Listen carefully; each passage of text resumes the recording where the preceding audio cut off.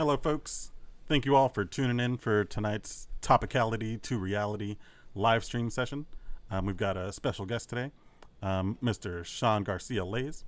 For those of you that don't know, he's actually my former debate coach, but is currently a civil rights attorney who works to end law enforcement, counterproductive gang suppression strategies. Thank you all for tuning in for tonight's. So, yeah, I just wanted to open up the floor a little bit. So, if you could tell us a little bit about yourself and what you do. Sure. I was a high school teacher for about a decade, debate coach.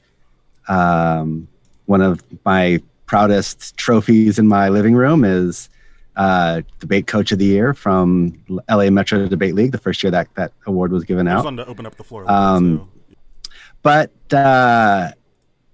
after about 10 years of trying to make teenagers read books they didn't want to read the first 6 hours of every day, I started to want to find other ways to help students. My last year, you definitely were trying to get us to read those books. I remember you picking out Watchmen, and I know there are other books that I didn't read till later in life, but I'm glad I started there.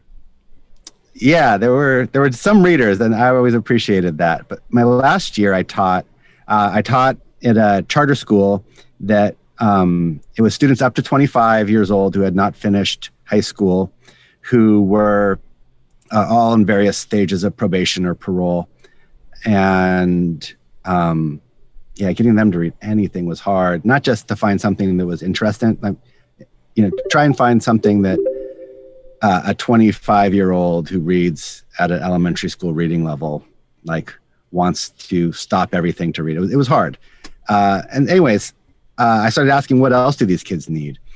And they also needed somebody to help keep them out of jail.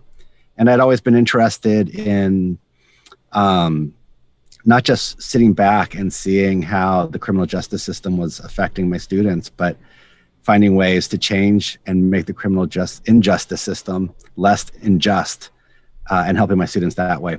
So I remember one day I had just a miserable day at school. I was sitting at the entryway looking at the internet, and I just started Googling law schools. And pretty soon after that, left teaching and became a civil rights lawyer. So I went to UC Irvine Law School, spent 3 years in law school. They always ask me, what do you want to do when you graduate? And I would say, I want to keep kids out of jail and I want to sue cops. And surprisingly, there were counselors there who said, okay, we can help you do that. So on graduating, I was hired to work at the Urban Peace Institute, which was my dream job. So I was one of two lawyers there and the only one who handled actual lawsuits and litigation and appearing in front of a judge. And then I partnered with the other attorney to do policy work, to write laws, to lobby the police commission, things like that. And Urban Peace Institute's mission is to promote public safety. It was founded by a civil rights lawyer, Connie Rice, who had the unfortunate experience of winning a handful of cases over a period of, I think, just 2 or 3 years of police misconduct, and then having her client murdered before they could finish the case. So she began to think about civil rights in terms of public safety, and that's what Urban Peace does. And my job was to look at what are the ways that gang policing makes communities less safe. What are ways that state violence is a type of violence on its own? How is the war on gangs turn gangsters into warriors? And what better options are out there? So I worked closely with a team of former gang members who have turned peacemakers, and we work on creating a public policy platform. And then my job was to push that in the Capitol and in courtrooms. And I recently left the Urban Peace Institute, so I'm now a solo civil rights attorney. I have a docket of about a dozen clients who I'm working with, and I'm working on the same thing, trying to change the law and make sure that the law is followed when it is written correctly. Great. Yeah, that definitely seems like a heavy load on both of those ends, either dealing with these individual cases or sort of adjusting the systemic sort of laws that are all being enforced. And I know for a lot of our students, at least when this topic came up, a lot of the questions they were asking are about what is the best way to sort of spend their time or to sort of start tackling these things. Is it on the individual level, like to help individuals like get out of those situations, or should we focus on policy implementations that change it structurally? But from what you're saying, it seems like it's a two-pronged approach, so we need to address all of these things. And That's exactly right. You know, so a lot of my work revolves around gang databases. How is it that police decide who is a gang member or not a gang member? How do they document that? Those sorts of issues. And the very first law that was meant to reform the gang database process was written, was passed, and then was promptly ignored by nearly every law enforcement agency in the state. Meanwhile, the people who wrote and passed the law were declaring victory, celebrating that they had, won this legal reform. But in fact, it was completely meaningless because at that point it was nothing but a statute in the penal code. So it actually takes working with clients, helping individuals, and then taking those clients' stories and either taking the stories directly to the legislature sometime to get more laws written or to get accountability measures written into the law, or the other way is through the court system. There's really two parts to the law. There's the statutory law, and then there's the common law. Statutes are written by politicians, and the common law is what the judges say the law means. The common law is made by looking at individual cases, individual stories, and making decisions based on very specific facts of individual cases. So we work in both those fields, and you can't work in both those fields and try and bring those fields together unless you're working both with the language of the law in the legislature, but also with the facts of what's happening in the streets and presenting that into the courts. that definitely makes sense because a lot of the times correct me if I'm wrong on this, the common law sort of ends up being divorced from like what's going on the ground. And you need those sort of client stories to sort of see the impact on it to be able to get those things to change. And before we go into it, I wanted to sort of start from some of the basics. So I know we're going to talk about gang databases and things like that. But could we take a second to define some of those terms? Like what is a gang what is a gang and what is gang according to the law? So the gang is defined by the STEP Act. It was a law that was passed in the 80s during the real hysteria over gangs and youth super predators. Oh, and sorry, is that federal or a state thing? It's a state law. It was the first anti-gang law in the nation. And gang law is usually state law, not federal law, although they influence each other. So the STEP Act says that a gang is any group of 3 or more people with a common name or sign or symbol who collectively have a pattern of criminal offenses, and there's a list of what crimes count.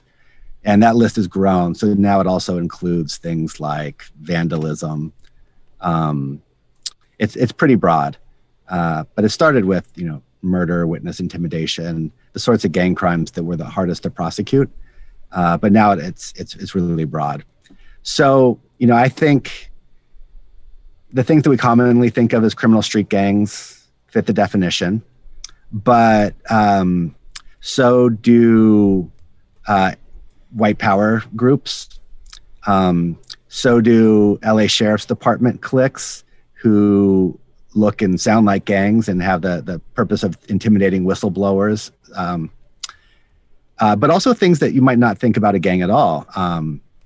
So I always like to think also of, imagine, I say college wrestling team, but let's say a high school water polo team.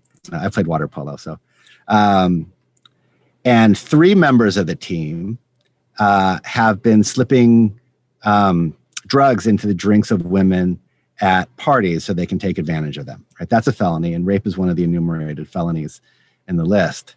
So if they do it more than once, right, you've got a pattern and practice. And what's really interesting when you think about this is what is the gang? Is the gang these three guys, or is the gang the whole team? And you'll find that in reality, none of those three people would be prosecuted, much less the entire team labeled as gang members. The coach would not be labeled as the shot caller of the gang, even though that's exactly the logic that's applied in courts. So any three young men of color walking down the neighborhood wearing high school clothes, that's enough to get you the gang issues, because then they'll attribute also the crimes of every other gang member in that neighborhood, and they'll say you're part of it because you're wearing those clothes and you're three or more. Yeah. So it's very broad. So in other words, it really depends on how it gets enforced. So if you have this group of kids from a more affluent neighborhood, even though they meet the definition, it wouldn't be enforced against them. Well, inversely, if you've got students from schools like ours, they'll meet the definition because it's so broad, and even if they aren't the ones actually committing the crime, they'll be lumped into that and punished severely. That's right. I've seen people prosecuted for parties as gang crimes. That is intense.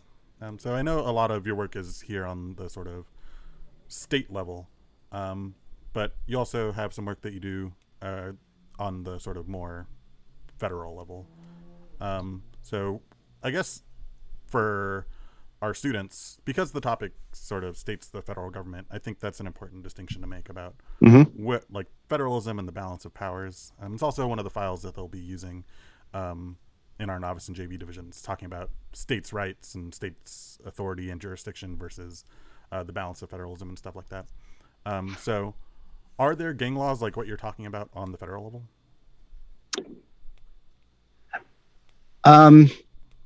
There are not currently federal gang laws. The laws that would be used federally for gang prosecutions are called RICO prosecutions, racketeering, racketeering, something corrupt organizations.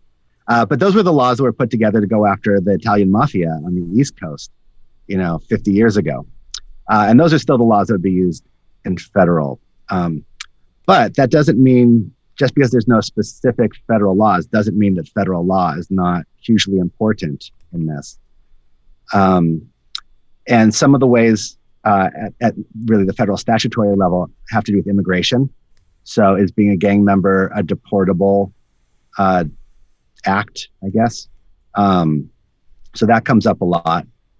Federal privacy laws are at issue with gang databases. But the biggest one is that even though criminal law is generally considered a state issue, states still must respect the 14th Amendment. So the US Constitution is supreme over state action through the 14th Amendment. So under the 14th Amendment, states still have to provide due process. Gang members still have a First Amendment right to associate with each other and to wear whatever clothes that they choose to wear. So the constitutional protections come from and are enforced by the federal government. So most of my cases are in state, but when possible, I'll bring a federal lawsuit when I allege constitutional issues. That makes sense. And before we move on to the next part, one of our students had a question. So if we're going back to this sort of hypothetical scenario where we're talking about a non-gang but a group of people with the students, their question is, at what point does the team itself have responsibility for holding their members accountable? And how does that, what does that look like in terms of the law? Do they take that into consideration? So, okay. My first impulse was to say, y'all should be always holding your teammates accountable when they're doing things like taking advantage of other people, however you need to. But within the context of the law,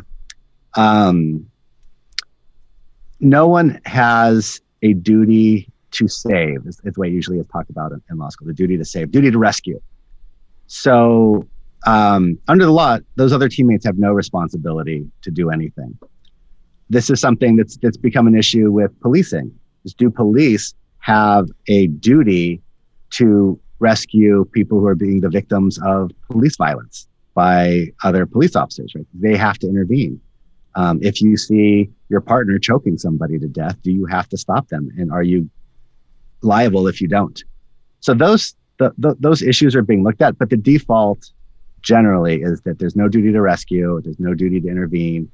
Under the law, the other teammates have no responsibility. That makes sense. All right. Thank you for that one, Claudia. Great. So with that, I think we'll have more questions as we go through. I believe you have a presentation prepared. Are you ready for that part? I do. So one of the things I'm working on right now is I've been invited by a committee called the Committee on Revision of the Penal Code to present to them on gang enhancement laws.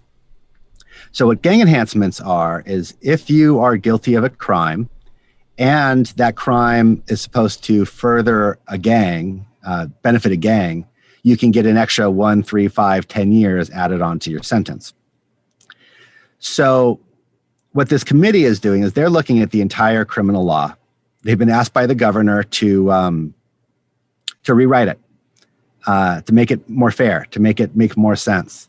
And the committee includes a former Supreme Court justice, several current elected officials, the dean of my law school is on it, the former presiding judge of Los Angeles court system. So it's a high-powered group of people. And then when they're done, they are going to present their recommendations for rewriting the entire penal code, including all the gang laws, to either the governor or to members of the legislature, who will then vote on whether or not to accept the recommendations. And so this whole process will probably take about 5 years. And we're in, I think, the second year of it right now. And then just so we could have some ground terms. So what is a penal code and what does that mean?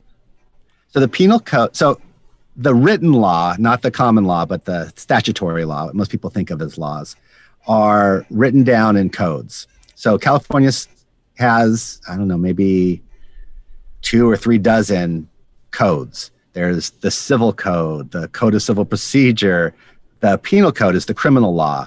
The family code, which handles everything from divorce to adoption. The health and safety code, which also includes all the drug laws. So there's all these different codes. And the penal code handles the criminal law. So, everybody hears things like murder called the 187, right? 187 is the section of the penal code that describes murder. That makes sense. Great. So when students are researching and looking up the specifics of laws or policies, it would fall under the penal code. Right. So perfect. So 187 really is short. I mean, it's short. It says don't kill people. Then the common law is literally hundreds of thousands of pages of okay, so we're not supposed to kill people, but is an unborn child a person? If you shoot somebody and miss, but then they run away from you and they get hit by a car running away from you, did you kill them? Right. So there's a lot of common law behind these very short statutes. That makes sense. So the statute is sort of the general principle, whereas the statutory is when we consider all these conditions, when we consider precedents and all those other types of things. Exactly. How rulings get decided. Great. Yeah, because I know a lot of our students are going to be talking about that nitty-gritty sort of judicial procedure for some of these cases. Yeah. So this committee has asked me to give them a presentation. I'm going to be sitting on a panel with a public defender and a prosecutor, and I'm being brought on as the gang expert. And we're going to try and break all of this down for the committee members, and then they will spend the next 6 months really assigning law students and staff members to try and take the things that we talk about and turn them into statutory language. Yeah. Hopefully rewrite the penal code. And when that also happens, it will throw all of that common law out, and the common law will have to start all over, which is particularly good when the common law tends to be 100 years old or rooted in 300-year-old precedents, which are really backwards. And this enables judges to restart the common law with a modern sensibility. Great. And then I guess one question before you jump into that part. Does that also affect folks that have already been prosecuted that are currently in prison based on those laws, or? No, it will not be retroactive. Okay, great. Thanks for answering that. Yeah, so students should be able to see your presentation now. Okay, great.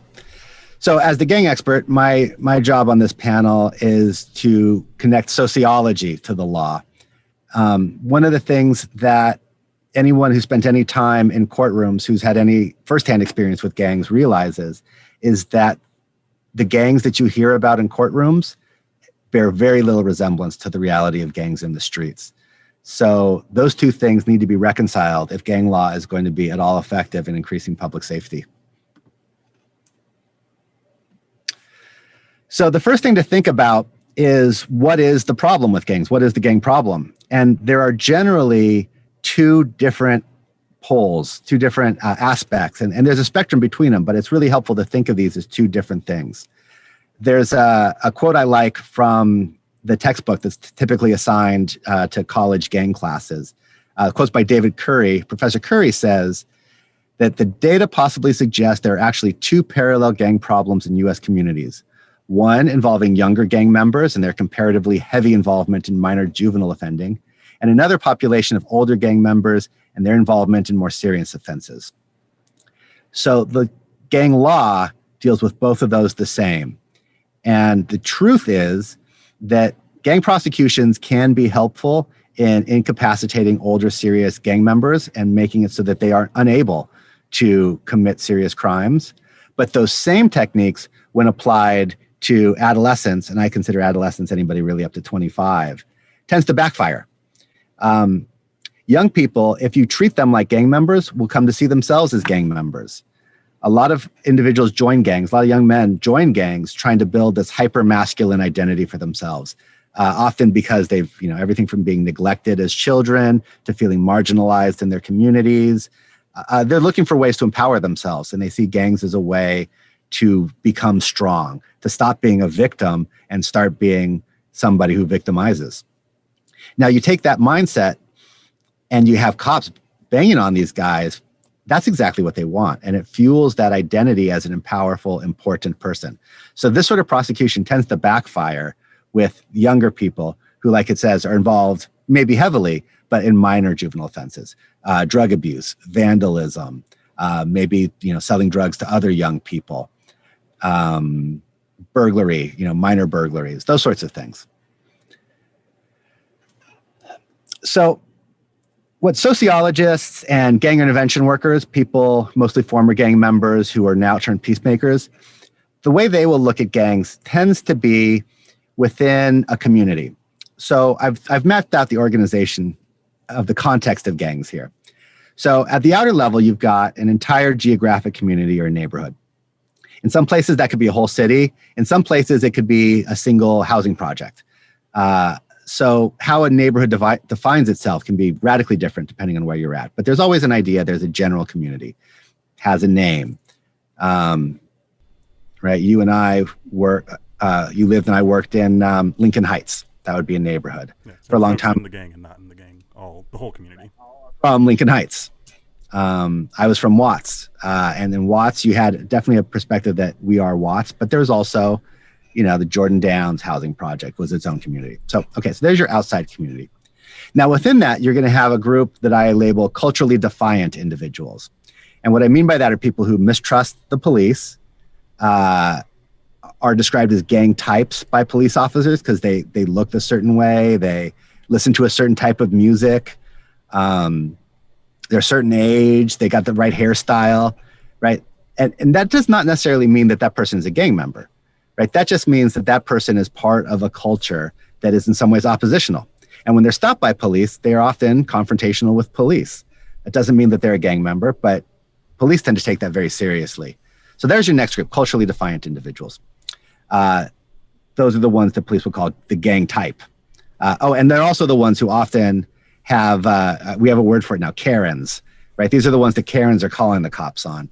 So if you ever do a ride-along with a police officer, you'll see that they have a laptop and they get a list of places they're supposed to go based on phone calls they get from the community. And it will say, respond to this corner, gang types drinking in the alley. So gang types, that's that second circle.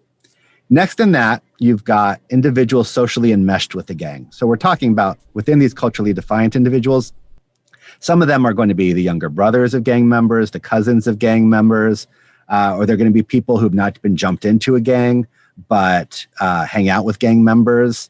A lot of my clients were people who lived in house where some of the young men who lived there were gang members and some weren't. But the whole gang would come to their house. So if there were, 15 gang members in the backyard and you just live in the house, right, you were enmeshed with the gang, even if you were never jumped in, never committed any crimes, and the gang wanted to keep you out of the gang. That's pretty common too. So then finally you get to a smaller group, which are actual gang members. So the next slide looks a little bit more at the way gang membership is structured. So in this category, for the last two categories, does intent matter for those kinds of folks? So like the culturally defiant or the like enmeshed folks, are they still categorized as that even if they don't intend to be? So it's under the law, it should not matter where you are in that those circles, right? Those circles are the way that sociologists and people who live in communities tend to think about gangs. It's actually very, very different than the way the law looks at it. And we'll get to that after I go through some of the sort of sociological perspective. But technically, you have a First Amendment right to join a gang. So that is why the law isn't supposed to look at any of those differently, those categories differently. So within your gang members, you usually have cliques, and these cliques might be a group of people who are all around the same age. They all went to middle school at the same time. It could be people who all live on the same street or live in the same apartment complex. And they'll often have their own name. So one of the gangs I worked with, there was a street called Santa Fe Street, which had a row of apartments, and all the gang members who grew up on that street called themselves the Santa Feros. So you've got these cliques.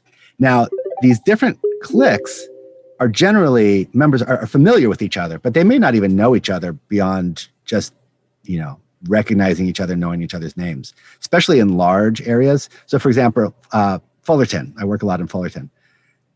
There's really one main gang for the entire city, at least according to the police. And that Fullerton gang, right, people who grew up on one side of Fullerton who identify as members of a clique on that side, right, might never meet the people who live all the way on the other side. So you've got these different cliques within the gang. And then there's also, though, usually older people who've been to prison, who are connected to people their age from other gangs or from prison gangs. Around Los Angeles, you'll find people who are connected to the Mexican mafia at this level.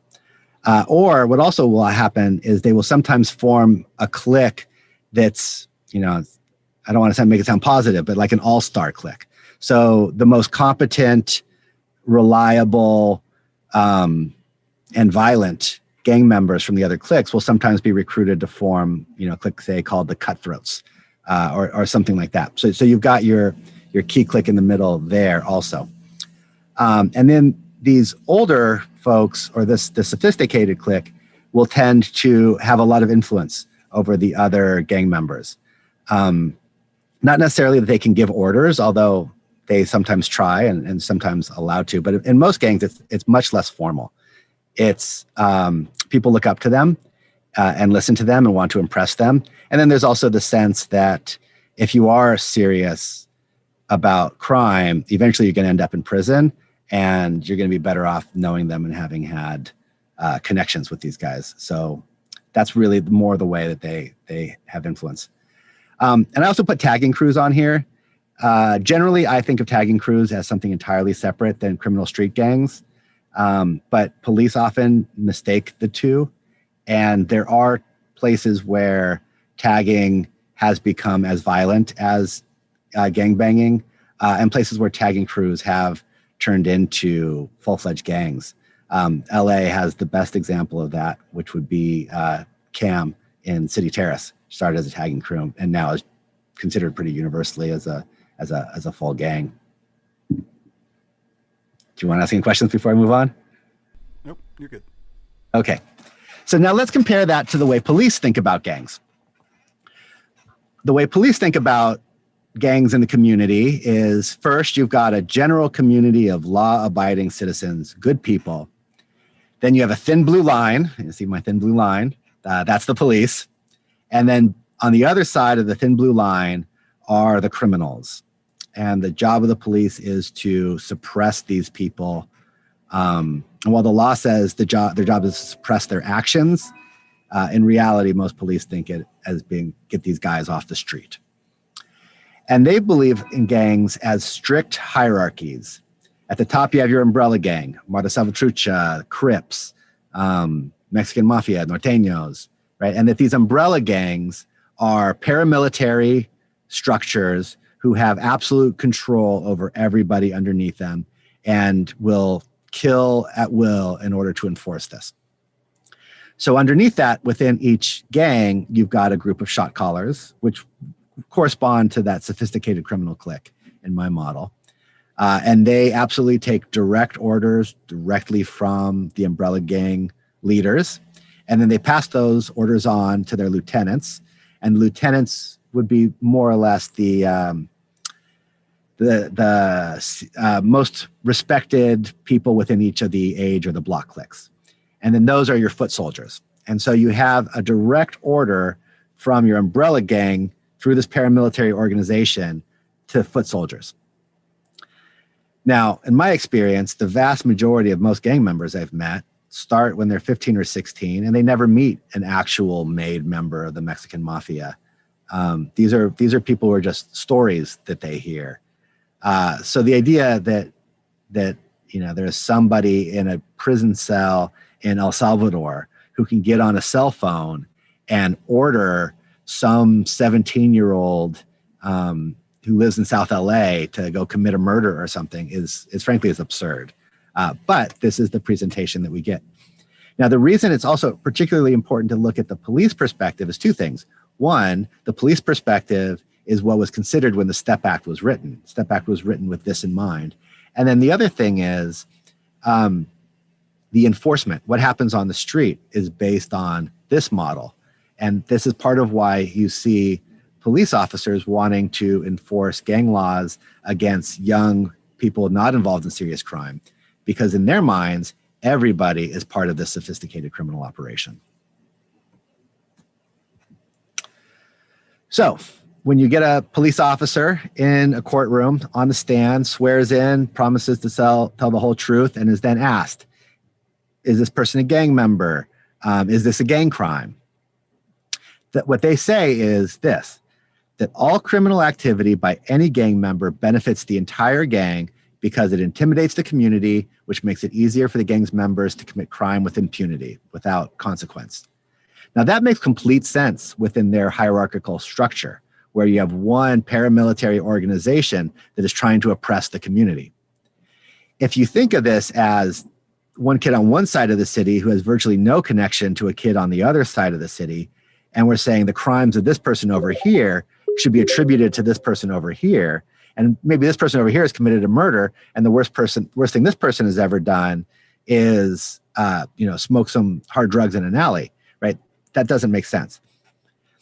And what this does is it effectively substitutes gang membership in the place of gang participation. And this is where there's constitutional problems. Because like I said, the Supreme Court has said everyone has a First Amendment right to join a gang. What they don't have a First Amendment right to do is to commit crimes or to further the interests of a criminal organization. So the law says you have to prove that you're benefiting the gang with your action and that there is a gang and the gang has some sort of organization.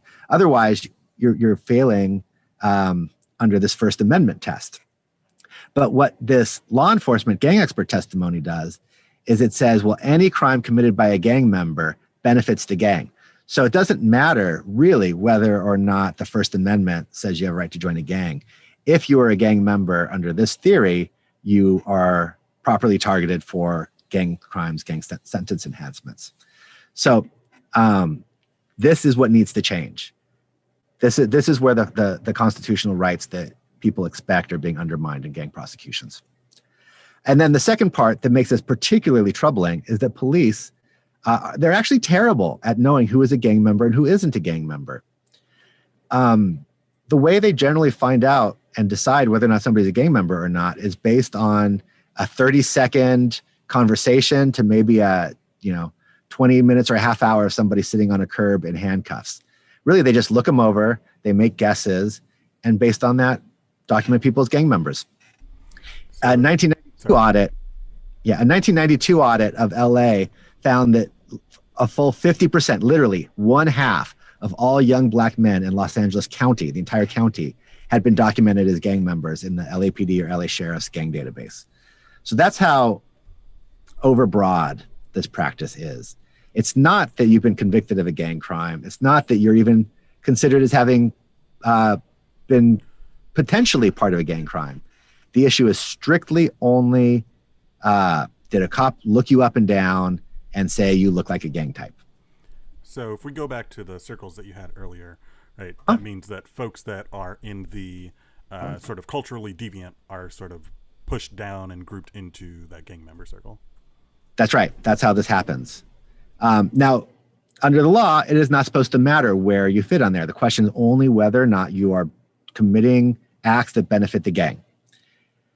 If we look at the gang testimony, then anybody in that yellow gang member circle should be targeted. But in fact, what happens is because police are so bad at identifying gang members, anybody in anywhere can be mistook as a gang member and then prosecuted for a gang crime.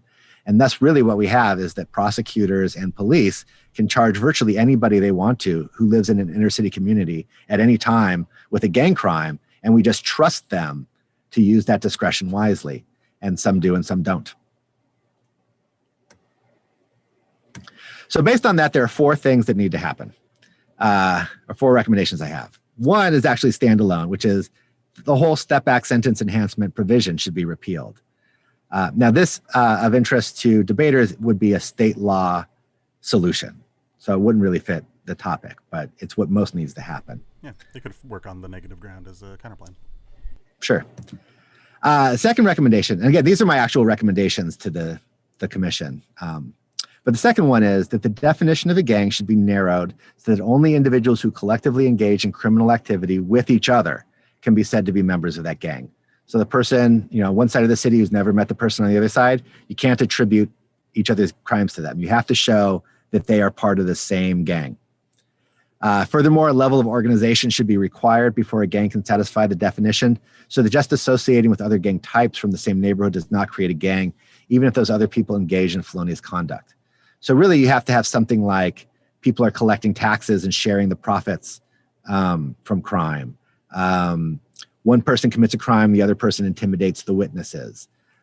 They commit robberies together. One person's the lookout, right? They're part of a drug crew that works together. Not just, oh, you're from Fullerton or whatever other neighborhood. Now, this could be done through the statute, or federal courts could say that if this is not done, then the current state law violates First Amendment rights. So the federal judiciary could enforce this through common law by striking down certain judgments under the STEP Act as being unconstitutional. The third recommendation is that the ways that a crime can benefit a gang should be narrowed so that abstract benefits like reputation don't satisfy the law. Membership in a gang should not be allowed to become a de facto substitute for gang participation that concretely benefits the gang. So that benefit should be narrowed. It should be they're sharing money. They're avoiding a specific prosecution because the key witness has been intimidated. Not just that every crime committed by a gang member increases the gang's reputation, and so it benefits the gang. There needs to be something more concrete than that. This also could be done either through a change in the statute, or it could be done by federal courts ruling that it violates the First Amendment to substitute membership for participation. And then the final recommendation is that the requirement of a benefit to gang should be narrowed so that it is not satisfied by a benefit to an ill-defined group of fellow gang members. So one thing is the benefit should be more concrete, but who benefits should be more concrete too. You can't just say the whole gang benefits, right? There has to be particular names and faces and individuals who are alleged to benefit, as well as having that benefit concretely proved. So before the requirements of the benefit to the gang is satisfied, the beneficiary should be identified with particularity, and their membership should be proved with more evidence than is typically found in current gang prosecutions. And what that particularly refers to is these other so-called gang members. It's usually there's very little proof that these other gang members are gang members. So it could be you and two friends, none of you are gang members, but then you're said, well, you're associating with those other two gang members. You committed a gang crime with those other two gang members. But in court, typically, you don't have to even prove that those other two people are actually gang members. So that needs to be narrowed. So those are my recommendations. And at that point, I will be asking for questions and answers. Actually, if I take that long, I will have my, I will be cut off halfway through that. But those are the concepts I'm hoping to get through with the committee next week. Yeah, those are exciting. And it seems like very particular recommendations that would have lasting influence. So on that end, how many, like if we were to put a number or a measurement to this, how many folks do you think this would sort of impact? Or let me think of a better way to phrase that. Yeah, so how far reaching would this have implications for? I would look this up before I put it in a court document, but my recollection is that there is something in the neighborhood of 35,000 gang prosecutions a year in California. That's a lot. And if it was something that became a sort of constitutional issue that goes all the way to the Supreme Court, it would be infinitely more. Yes, because then it could affect all 50 states. Every state, well, I want to say maybe 47 states, but it might be every state. I'd have to look. But nearly every state has copied California's STEP Act and enacted it into a statute in their state. I didn't know that. So, that makes sense. Yeah, all of the anti-gang laws, all the and policing in America and in places like Central America all started with LAPD in the 80s. That makes a lot of sense. Great. So there were some questions that came in while you were presented from some of the students. I hope so. Let me come up to the top of that. Yeah. So David asks, can a cop be trialed in a civil court, and how do these laws apply to them? Yes. Rarely, though, is the lawsuit against the individual officer. The lawsuit is typically against the police department in the city. There are pretty extreme laws that protect individual officers from liability. And then there's contractual and union protections. So generally the lawsuit, plus police officers, they might own a house, but you're not going to get a $10 million settlement out of a police officer because they couldn't pay you, but you can. So generally the lawsuit will be against the city for failing to properly train and supervise the officer who commits the act of violence. That makes sense. And recently I was sitting in on a LAPD commission, like community commission. And one of the recommendations of some of the folks there was, in order to address that kind of issue where police can't pay out of pocket, to require some sort of liability insurance for all beat cops and things like that. What do you think about that kind of idea? Well, it depends on who's paying the insurance premiums. If it's cities paying the insurance premiums, then it seems that would make sense in that if the amount of payouts that cities have to pay out fluctuates from year to year, and it would even that out. But it wouldn't particularly affect the incentives to refrain from police violence. If police were paying for it out of their personal paychecks or union dues, that might have some incentive, but I'm pretty certain that it would not take very long for them to demand that money be repaid to them in the form of salary increases. Yeah, that makes a lot of sense. I think that, like a lot of criminal justice reform ideas, it could work and it makes perfect logical sense, but in practice, it would pretty quickly, police would pretty quickly find a way to neuter the law. Yeah, like you were mentioning earlier about the reforms that, although were law, weren't really enforced. Yeah. I mean, I would say There's also, I have personal issues with the idea that what we need is more criminal prosecutions of police officers. I don't trust the criminal justice system to solve problems. And I don't think the criminal justice system would do a very good job of working with police officers. In fact, I have a terrible fear. What I always imagine is these police officers get real sentences, they go to prison, and they're forced to like join up with white nationalist prison gangs and come out, right? One, it can train the other prison gang members how to avoid law enforcement in the future. And then when they get out there, they're now, you know, white power gang members, like expressly, with Nazi tattoos on their back, right? So, and that's the kind of thing that happens as often as rehabilitation with the prison system. So I don't think that criminal prosecution is the way to go. What we need to do is fire people a lot more easily.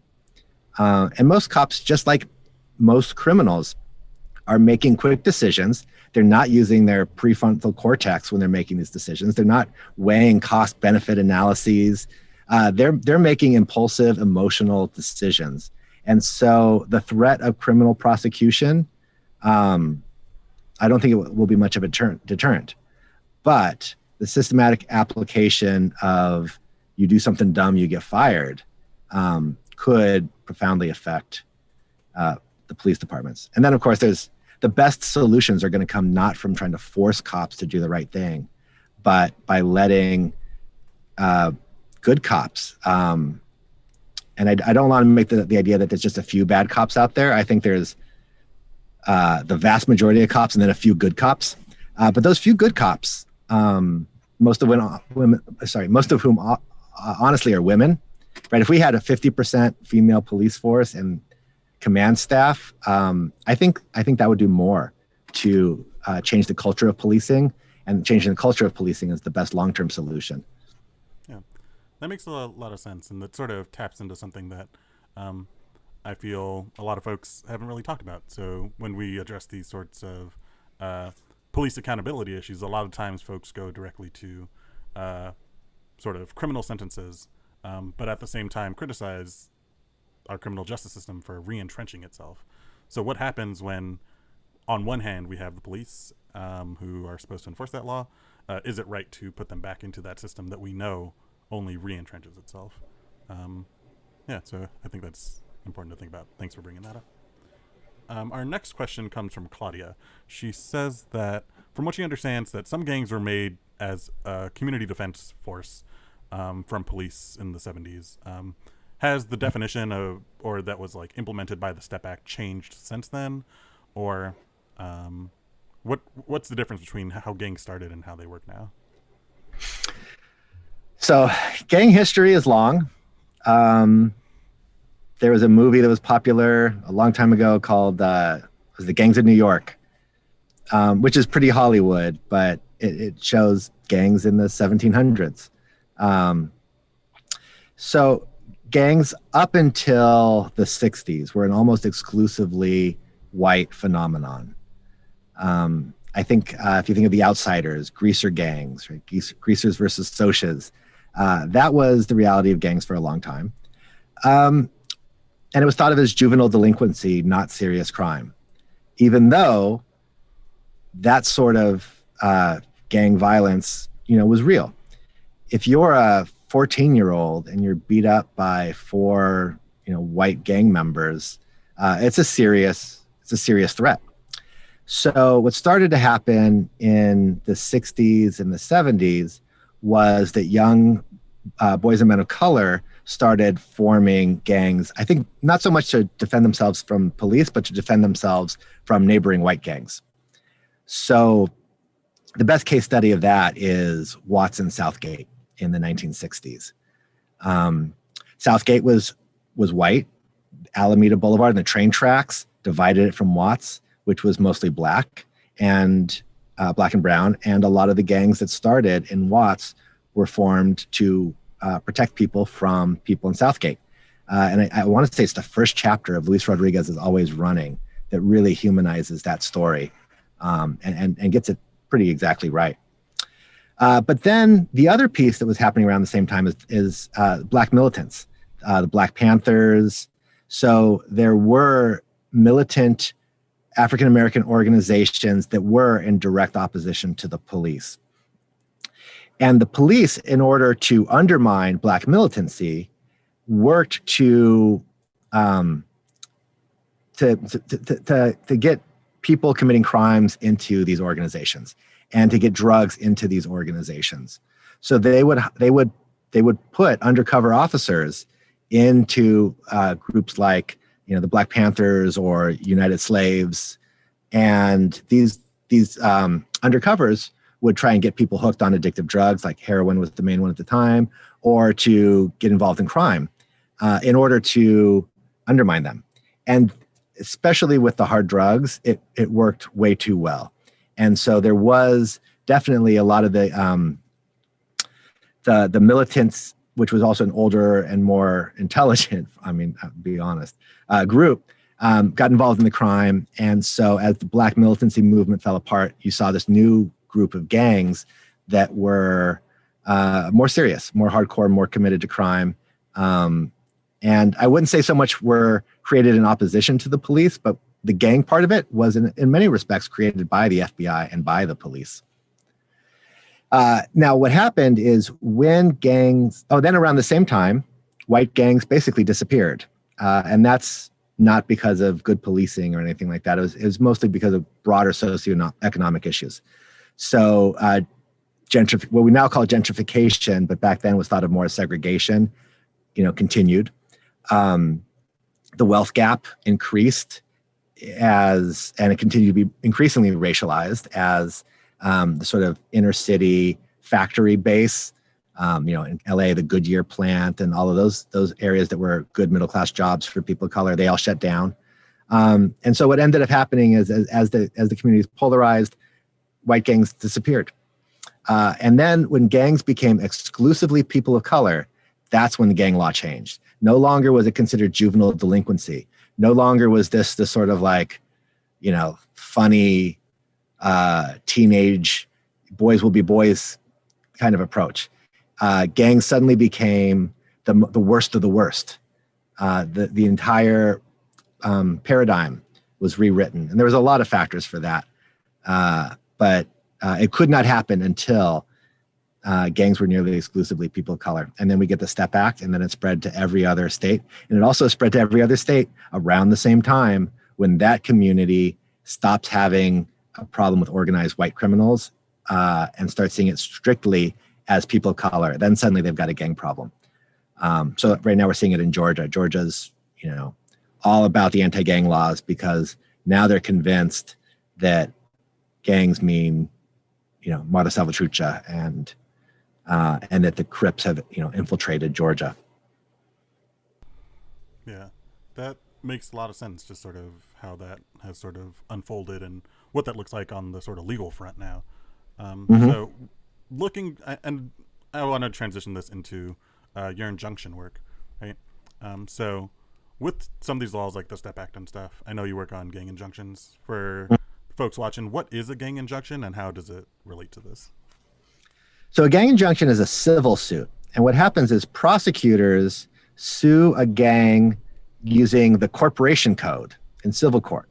So they say the gang is like a corporation. And so the gang as a corporation is responsible for the acts of its members.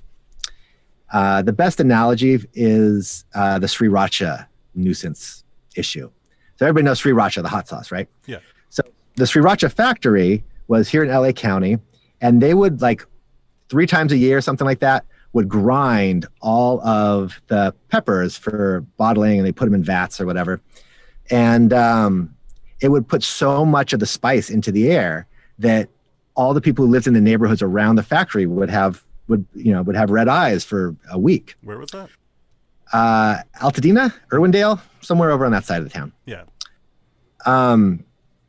So that was what's called a public nuisance. When a corporation or an organization or a person is doing something that, it's not killing people necessarily, but it's enough of an annoyance that something needs to be done about it. So that's a nuisance suit. So that's what happens in court. You sue the gang as a corporation for being a nuisance in the neighborhood. Graffiti, hanging out in alleys in big groups, taking over the parks at night, right? These are nuisance activities. So you sue the gang, and the relief they're asking for is basically to put all of the members of the gang on probation for life, but only when they're in the gang's turf. Now, what happens, though, is because you're suing a gang, who is there to defend the lawsuit?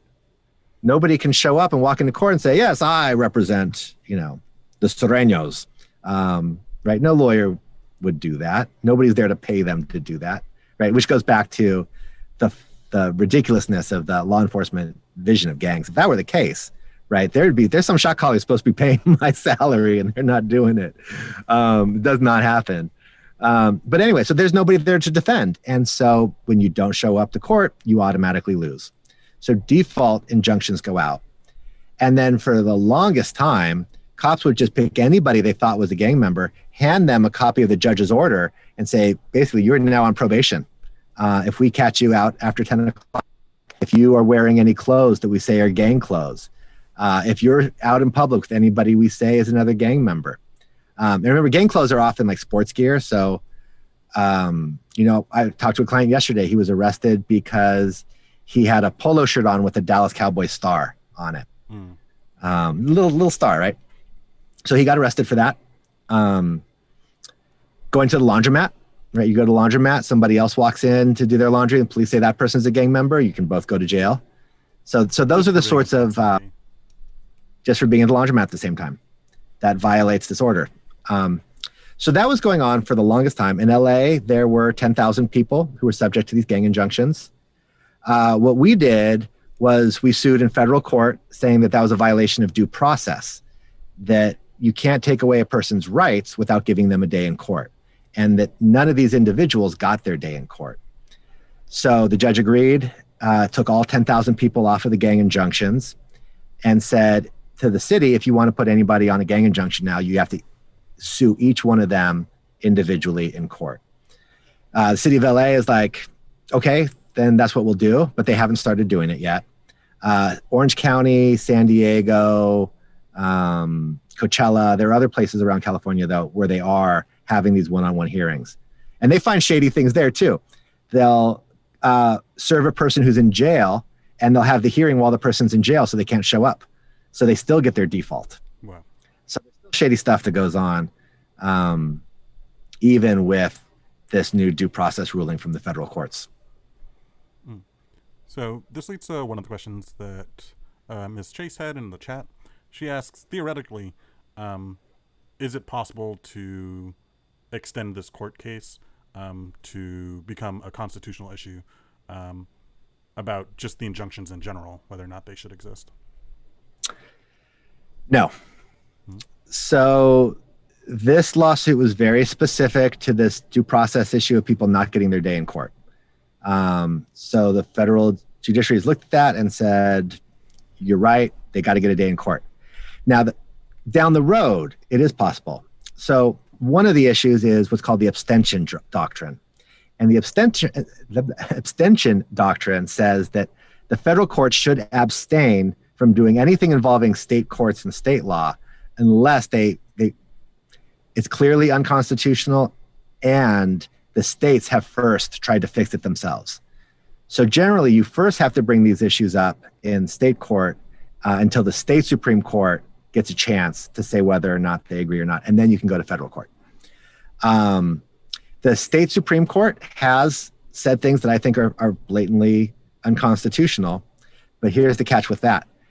As bad as some of the rulings are from our state Supreme Court, they're still much better than anything we would get out of the federal Supreme Court. So if you lose in the California State Supreme Court, you're going to lose in the Supreme Court, and that's going to make law that covers the entire country. So it would be a terrible thing to do to the other 49 states usually to appeal a loss in the state Supreme Court to the U.S. Supreme Court. So it can be very difficult to get these issues raised in federal court. But when they do, the federal courts are usually the trial courts and the Ninth Circuit courts are the best places to be. And one of the things we're working on right now is, so So the courts have said you get your day in court. They have to prove. Well, what do they have to prove? What's the burden of proof? Is it clear and convincing as it is now, or does it have to be proof beyond a reasonable doubt? What level of organization has to be proved? Does this raise new due process issues? So those are novel ideas that may end up in federal courts in a couple of years. Although I am hopeful that gang injunctions will disappear in the next several years without that, just because the state courts will have some good rulings, the legislature will act, and this whole thing. And the other thing is it's terrible. It doesn't work. Every time the police drop a list of 20 or 30 people they want to put on an injunction, they've got, some number of those people are just not gang members and they got it wrong. Some number of those people are in prison and doing serious time and aren't a threat. And everybody else is already on probation checking in with a probation officer with the same terms already. So there's no benefit. And that's actually the argument I've got in the appeals court right now is I'm arguing, I've got this client, they put him on a gang injunction, even though he's on gang terms probation, and they're the exact same thing. And that the law says you're not allowed to double up on lawsuits like that. You can't get gang terms probation in criminal court and then do the exact same thing in civil court. You can't double up on relief. So if that were to happen, I think police and prosecutors would just at that point say it's pointless to even waste the time. Because a single gang injunction is going to cost hundreds of thousands of dollars in hours by the district attorney, city attorney, and the police department. It's a lot of work. I mean, these are 1,000-page cases. So they're serious money. And then when they open cities up to exposure for liability, the best example is the city of Orange. I don't know if it's the city of Orange or Orange County, but at any rate, the defendant in Orange County lawsuit that lost the first due process case ended up with a $6 million legal bill they had to pay out to the civil rights attorneys. Even after losing. Because they lost. Right. That's the way in my work you get paid. If you win, then instead of having to charge your client, you charge the other side. Mm-hmm. So when I win cases, the city or the state government have to pay my attorney fees. And then if I lose, I usually I'll always have an agreement with my client saying they don't have to pay. That makes a lot of sense. And then, so earlier you mentioned the Ninth Circuit. What is the Ninth Circuit, and is that a federal? Does that count as the federal government? It does. The Ninth Circuit is a part of the federal judiciary. So the way the federal court system is set up is at the very top, you've got the U.S. Supreme Court, those 9 justices meeting in D.C. Below them, there are 13 circuits, 12 circuits in the D.C. circuit. I think that's right. But they're different geographical areas. So they divided the whole country up into a dozen circuits. California is in the Ninth Circuit. It's us, Hawaii, Utah, Nevada. I'm not sure if Oregon and Washington are in there. I think they might be. So that's the Ninth Circuit. And any decision that's made in the Ninth Circuit only affects Ninth Circuit courts. So you can have a case where the common law in the Ninth Circuit, and this happens all the time, is different than the common law in the Second Circuit. The Second Circuit is Texas. So you can be treated very differently under the federal courts in California than Texas based on the circuit law. Then under each circuit are your district courts. So those, you go to your local courthouse, your federal courthouse, and it's going to be full of these district judges. And every district judge in a circuit has to do what the circuit judge tells them to do, or that circuit. And then each of the circuits have to follow the rules set down by the Supreme Court. Great. The thing that's actually also very important is because California is in the Ninth Circuit, any ruling that the Ninth Circuit has on constitutional issues has to be followed by all state courts, including the California State Supreme Court. That's that supremacy issue again. Has to be followed by all states in the circuit or all states in the country? All states in the circuit. Mm-hmm. So any Ninth Circuit decision on a constitutional grounds controls every court in California. And is that the federal constitution? Just wanted to clarify. Yes. Oh, yes. Yeah. That's right. There are 2 constitutions at issue, the state constitution and the federal constitution. Also, our state constitution provides much more protections than the federal constitution, which is another reason why we don't typically appeal California Supreme Court decisions to the U.S. Supreme Court. That makes a lot of sense. And the reason that I was directing us there, right, is for some of our students, they're starting to learn how judiciary works and the federal courts and that whole system. And some of them are interested in potential affirmatives or things that they might want to push through the courts. So when it comes to these constitutional issues, what might be some things that, because we live in the world of debate where we have fiat, what are some ideal situations or changes to constitutional law that might be Right. worth enacting or advocating for? So, the most broad one that I would like to see based on my work is I would like to see the federal judiciary declare California's STEP Act unconstitutional. Yep. So that would be a federal action. The actor would be the judicial branch, particularly, it could be the U.S. Supreme Court, right, which would never happen in reality, but in the world of fiat, we could say it should happen. Or it could be a Ninth Circuit case. So that the actual actor within the federal judicial system would not be as important as just the fact that it would be a common law decision by the federal judiciary on constitutional grounds. And then, so what amendments do you think it's in violation of?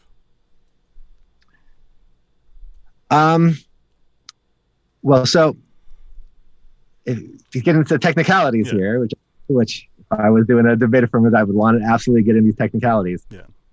The Bill of Rights is what we usually think of as, the First Amendment, the Fifth Amendment, these things, right?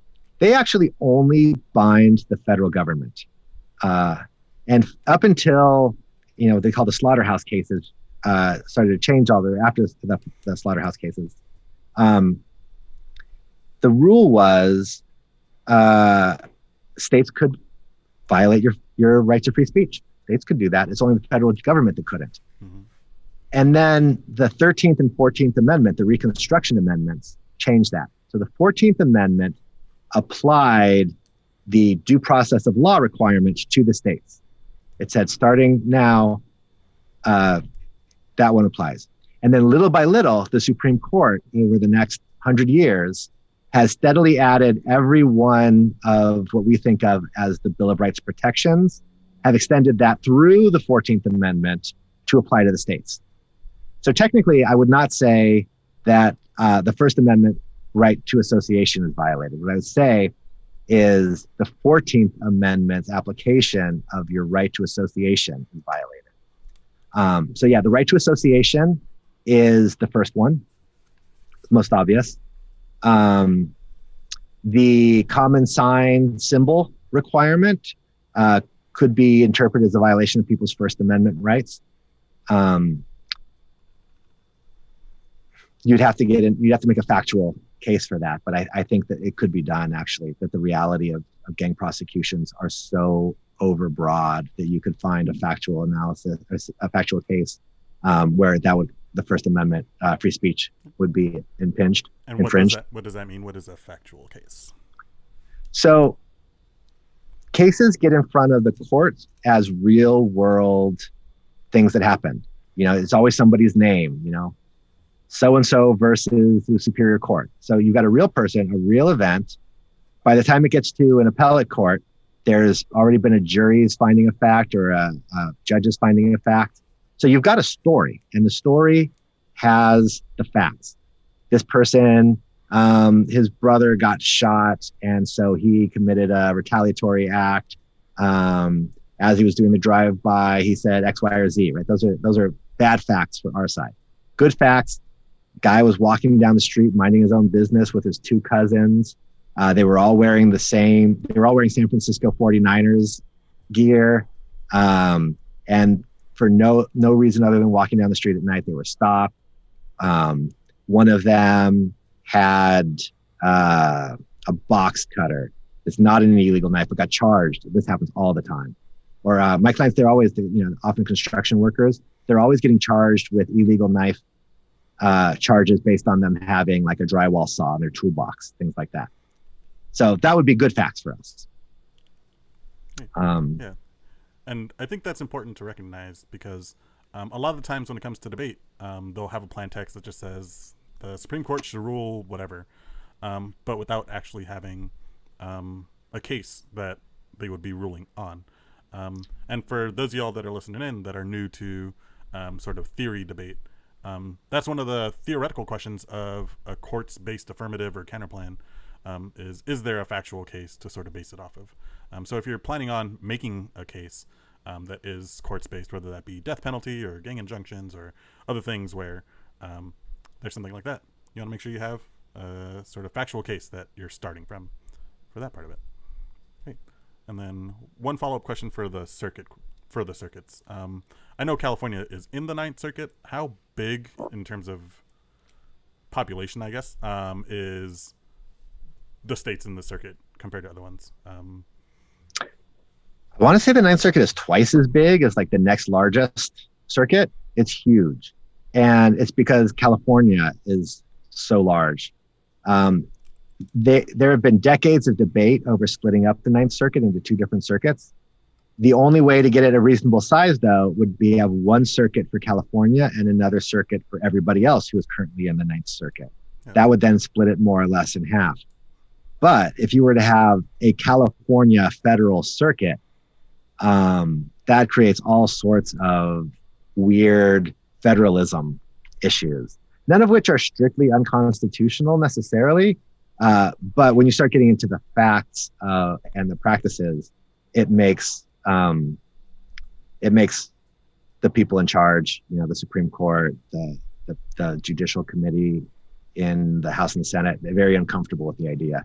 And so that's why we still have a gigantic Ninth Circuit instead of a more reasonably sized. Okay. So then I have one final question about the injunctions, and I wanted to, if you have time, talk a little briefly about police accountability and things like that. But the last one was, based on what you sort of established earlier about how gangs are defined and how broadly they get enforced, can police be considered a gang? And if so, can these gang injunction rules be used against police officers that commit crimes? Yes. I absolutely believe that the LA Sheriff's Department banditos, executioners, Vikings, right? These absolutely qualify as gangs. But here's what would have to be done first. In the legal sense, before we even get into the real world sense, but in the legal issue is there has to be predicate crimes. You have to show that there's been a pattern of actual crimes committed that require convictions. So before the entire banditos or executioners could get prosecuted as gang crimes, we need like 3 individual sheriffs to be prosecuted doing witness intimidation or I don't know if they do this, but back in the old days, they used to, gang cops would steal drugs out of the evidence lockers all the time. 3 prosecutions for things like that, that have a nexus with the gang. Then you could then prosecute them all as gangs, and it would be completely right under the law. Now, why wouldn't it happen? Because that choice has to be made, that prosecution has to be done by an elected prosecutor, a city attorney or a district attorney. And I think any city attorney or district attorney who prosecuted cops as a gang for things they did on duty would face the wrath of police unions in a way that no prosecutor in my lifetime has ever faced it. And it would be unwinnable. So they don't do it. So it has to be a prosecutor who's willing to do it as sort of their last act before they term out or retire or whatever. But they'd have to have those other prosecutions going into it first. As for gang injunctions, same problem with the prosecutors. Although anybody can sue on a nuisance claim. So one of the more interesting gang injunction cases was a group of surfers who sued another group of surfers who said that this locals only residents at this one surf spot were a gang, and that they were running out anybody who wasn't from the neighborhood and preventing them from surfing there. So they sued for a gang injunction against the local surfers, trying to get them kicked off that break so that the out-of-towners could surf that break. And that could be done too. The trick is you have to show how you were harmed. So if you can get people to sue saying that they have been harassed by sheriffs, and then you put together a set of factual allegations as to why that it's a gang, why it's the executioners that are harassing you and not an individual cop, you would get discovery. So you might get to look at discovery is when the other side has to give you information. So you could say, I want to see all the personnel records of all of these gang members. I want to call in the tattoo artists and ask them, do you have a list of everybody you've given this gang tattoo to? And judges can order people to comply with those information requests.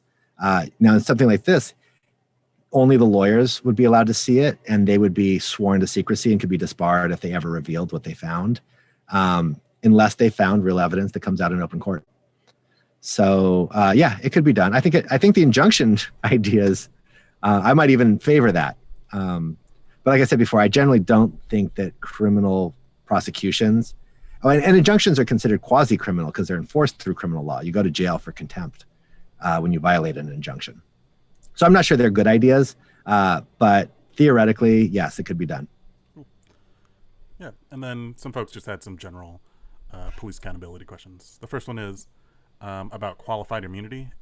Is it too large of a subject to tackle from an attorney's perspective? And is it something that you think would be good for debaters to talk about? Yes, I think it is something that would be good to talk about. So qualified immunity is, here's the basic premise, and this is the way the law deals with policing and a whole lot of issues.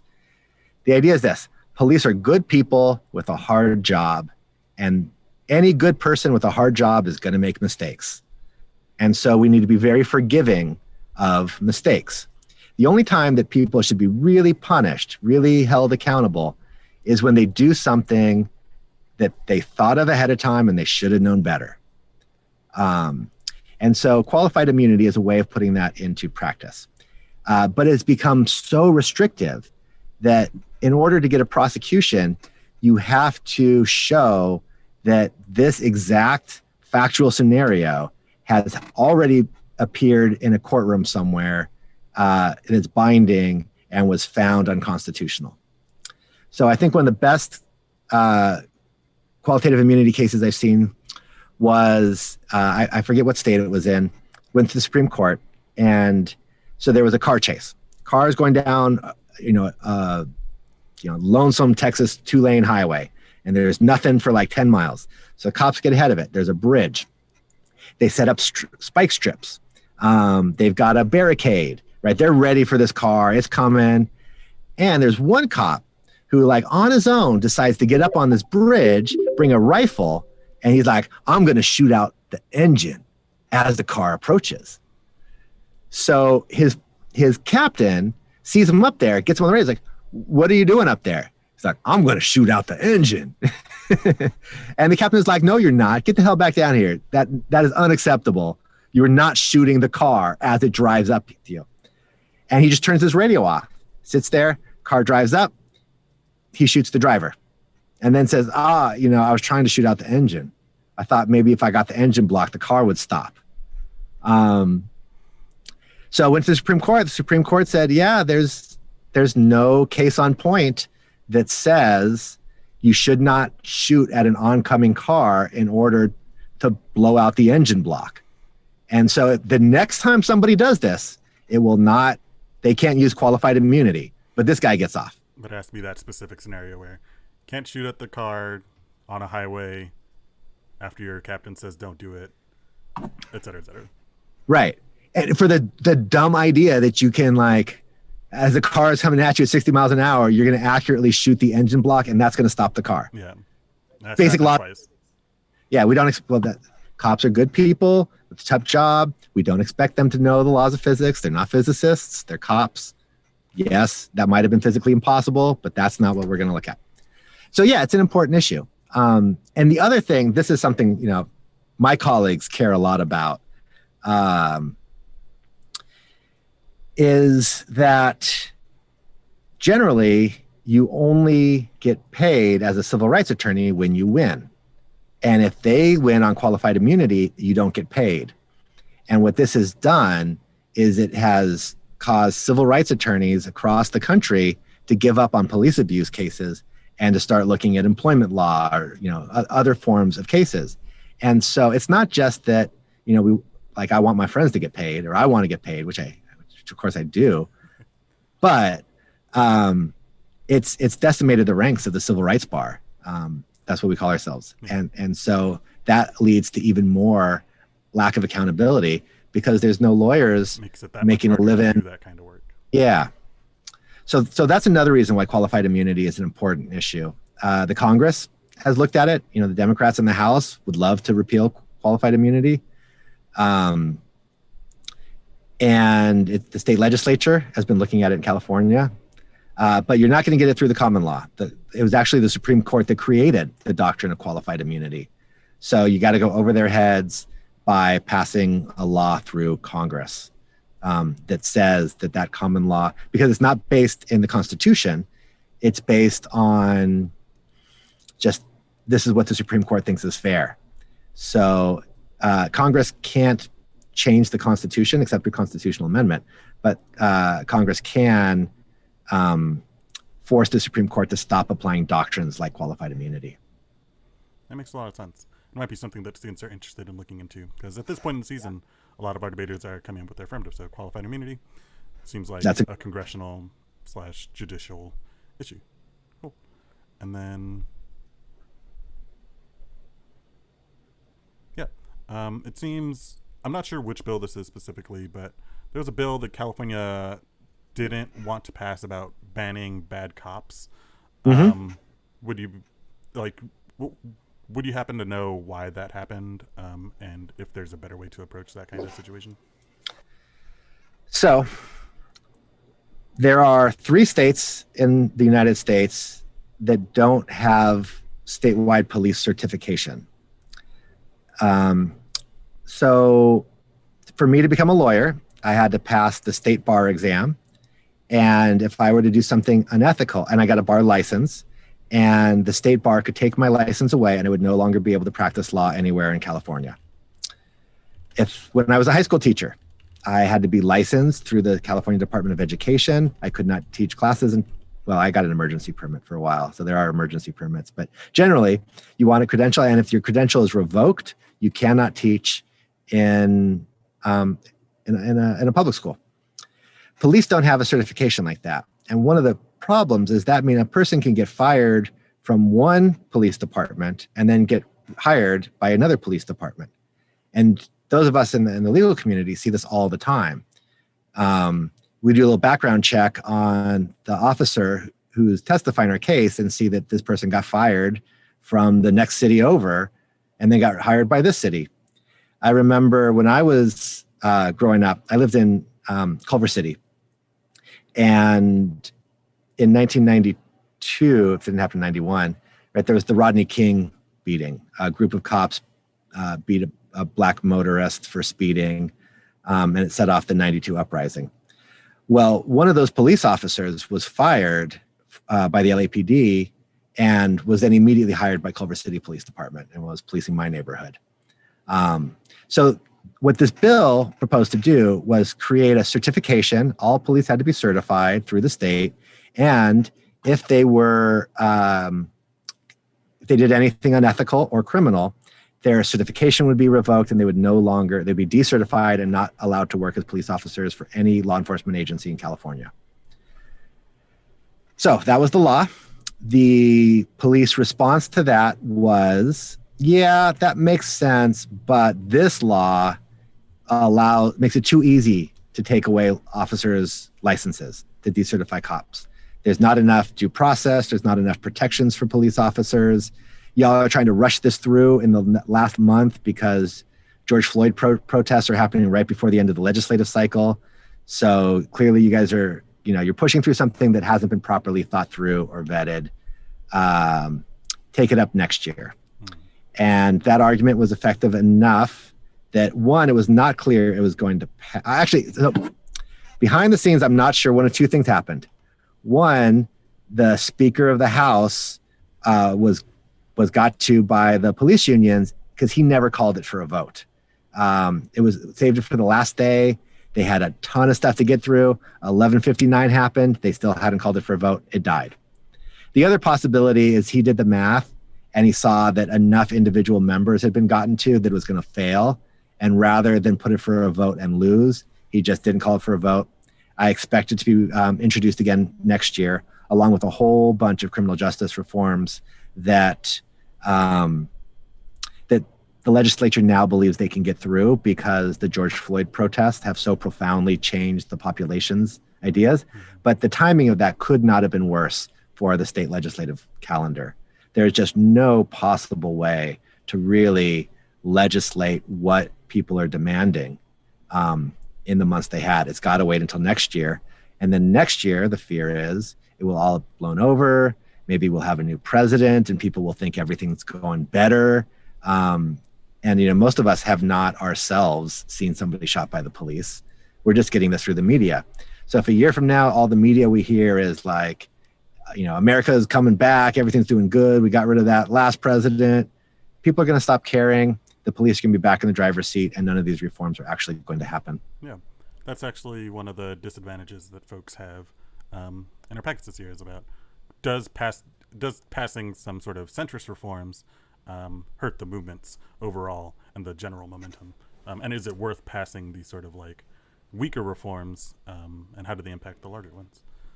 So on that end, do you think that's something that in a fiated world can be implemented federally, the sort of like certification or database program of police and violations?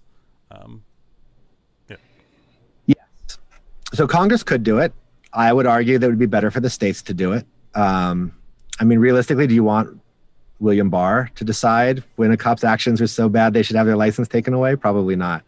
So in real life, I would actually probably argue that that would be better done through the states. The more local the accountability, generally, the better. But I believe it is one of the issues that is in being considered by Congress as part of the sort of mainstream moderate reforms that even Republicans are on board with. Database tracking of incidents of police violence, criminal convictions of police officers, decertification. Those are things that actually could get through Congress, even if they probably would not be signed and would be vetoed by President Trump. But we'll see. Maybe that will change in a year. And maybe once these protests subside, he will go back to being, you know, maybe gets reelected and he goes back to being Kanye and Kim Kardashian's, criminal justice reform champion instead of his current law and order, cops are always right stance. Yeah. Cool. So anyways, so in the world of fiat, yes, it could definitely be done. Sure. I would put a case neg on that saying that it's a bad idea to let the federal government do it when it's states that should do it. Awesome. And then I know we've gone a little long. I have one last question for you. And Chase asks, if Biden is elected, can he pack the courts like Roosevelt did to help deal with some of these constitutional issues? Yes, he can. But this has come up before. So there was an extremely pro-business Supreme Court, right, when Roosevelt came into power. And they were undermining all of his business reform efforts, his economic plan. And he had Congress firmly on his side. He went to the Chief Justice and he said, so there's 9 of you, right? What would happen if there were 13 of you? And I got to pick the other 4. I'd win everything, wouldn't I? So how about I start winning more often so I don't have to do that? And sure enough, he started winning more often and didn't do it. So yes, the number 9 is not set in the Constitution. And it is something that Congress could change. Congress could make it 11 or 13 and pack the bench. What Congress can't do is you can actually remove sitting judges through the impeachment process. but it's, I don't think anybody sitting on the bench right now has done anything impeachable. Scalia, he did some pretty shady stuff. Maybe Clarence Thomas's relationship with the Federalist Society could be grounds for impeachment, but not really. That would be a real partisan thing. And that's the other thing, which is Congress is concerned about, setting precedents. Yeah. If it's 13 now, what's to stop the Republicans from coming in and making it 17 next time they're in power? So there's a lot of reasons not to do it, even if it could be done. Awesome.